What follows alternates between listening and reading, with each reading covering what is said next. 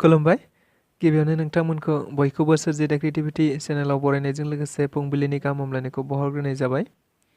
दिनैनि माखासे निउस आपडेटफोरखौ नोंथांमोननि सिगाङाव फोरमायथिना होनो आवगायनाय जालायबाय। नोंथांमोनहा भिडिअखौ नायनानै मोजां मोनोब्ला लाइक खालामगोन होनना आसा खालामबाय। लोगोसे इउटिउब चेनेलखौ दाबो साबस्क्राइब खालामाखैबा साबस्क्राइब खालामनानै लानो थाखाय गुरै खावलायनाय जाबाय।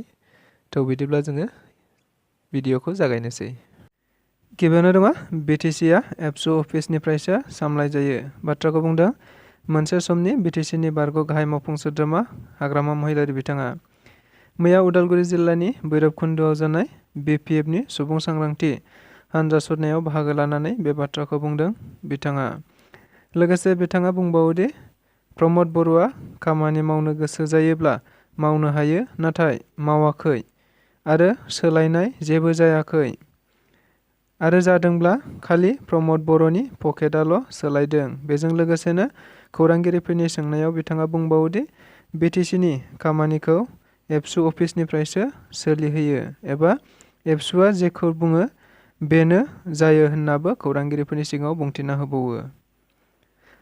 जुदि सोलोंथाइ मन्थ्रिया थारैनो सांग्रांबा जाय दायनिगिरि बेखौ हमनानै थाबैनो साजा हो अब्लानो जों सानगोन सोलोंथाइ मन्थ्रिया सांग्राङैनो दं। बे बाथ्राखौ बुंदों आदिबासि फरायसा आफादा। दायो आसामाव सोलिबाय थानाय मेट्रिक आनजादनि सोंथि बिलाइफोरा मोनसेनि उनाव मोनसे लिक जाबाय थानायखौ लानानै आदिबासि फरायसा आफादाबो सरकारखौ गोख्रों रावजों सोंखारिदों। बिथांमोना बुंदोंदि बेबायदि सरकार थानायावबो जुदि जावले जावले सोंथि बिलाइफोरा लिक जाबाय थायोब्ला थारैनो बेयाव बिफाननि सुबुंफ्रानो सोमोन्दो दं आरो जुदि बेखौ मावफुंनो हायाब्ला थाबैनो रिजाइन हो आरो नङाब्ला बेबायदि लिक जानायजों सोर सोमोन्दो दं थाबैनो हमनानै गोख्रों साजा हो अब्लानो बयबो मन्थ्रि बिथांखौ थिगैनो दं होनना सानगोन होननाबो बुंथिबावो। आथिखाल बिटिआरनि हाग्रा बिफाननि मावफुं सोद्रोमा रनजित बसुमतारीनि दैदेननायाव मैया मोनसे हानजाया कार्बि आंलं अट'नमास काउन्सिलनि गाहाय मावख'आव दावबायहैदों। मिथिनाय बायदिब्ला बिथांमोनहा कार्बि आंलंआव थांनानै बिसोर बे गावखुंथाया माबोरै सोलियो एबा रायजो राजाफोरखौ माबायदियै सिबिथाय होनायाव जाफुंसारदों बेफोरखौ मिथिनानै लाहैनाय जागोन होनना मिथिनो मोननाय जादों। जेराव EM रेवरेवा नार्जारी आरो बिटिआरनि चिफनि राजखान्थि एडभाइजार डक्टर बेलाव केकार्जी बिथांमोनहाबो बाहागो लाहैनाय जादोंमोन होनना मिथिनो मोननाय जादों।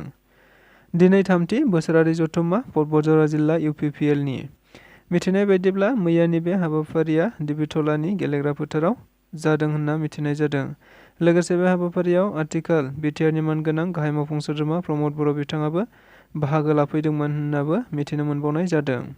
मख'जाथावदि मैयानि बे पर्बतझरा जिल्ला UPPLनि थामथि बोसोरारि जथुम्मायाव मानगोनां प्रमद बर'जों लोगोसे मावफुं सोद्रोमाफोर फारियै राकेश ब्रह्म, उइलसन हाजदा, डक्टर नीलुद सरगयारी, MCLA माधव सेत्रीजों लोगोसे गोबां रायजो राजाफोराबो बाहागो लादोंमोन होनना मिथिनो मोनबावदों। दायो फरायसाफोरा आनजाद मिरुआव नङा सेबानि लांगोनायावसो। नंगौ दायो मेट्रिक आनजाद होनो गोनां फरायसाफोरा सेबानि लांगोनायाव थांनो गोनां जादों। बाथ्राया जादों दायो आसामाव मेट्रिक आनजादा सोलिबाय थानाय समावनो सोंथि बिलाइफोरा समाजारि बिजोंफोराव मोनसेनि उनाव मोनसे लिक जाबाय थादों। जायनि जाउनाव गोबां फरायसाफोरानो गोसो बायग्लिजोबनायखौ नुनो मोन्दों आरो मा खालामनो गोबां गोनो गोथो जानायखौ नुनो मोन्दों। मिथिनाय बायदिब्ला बेबायदि जाथायखौ लानानैनो मैया गोबां फरायसाफोरा सेबानि मावख' लांगोनायाव मोनसे खुद्रिसारनाय खालामनाय जादों। जाय जाथायफोरा जोंनि इयुन जोलैफोरनि थाखाय मोनसे रैखाथि गैयै जानायखौ नुनो मोन्दों होननाबो मिथिनो मोननाय जादों। गसाइगावनि साबका डेजिगनेटेड केम्पआव रंजानायनि दोहौ नुनो मोननाय जादों। मिथिनाय बायदिब्ला थांनाय 15 सेप्तेम्बर 2022 मायथाइयाव मोनबा आदिबासि बिग्रायारि आफाद आरो आसाम सरकार आरो भारत सरकारनि गेजेराव मोनसे गोजोन गोरोबथा जानानै थांदोंमोन। मख'जाथावदि बे गोजोन गोरोबथानिनो गासै मोनब्रै दफाखौ आसाम आयेन आफादनि बाजेट सेसनाव मावफुंनो थांखि लानायखौ बरायना गोजोननायजों मैया गसाइगावनि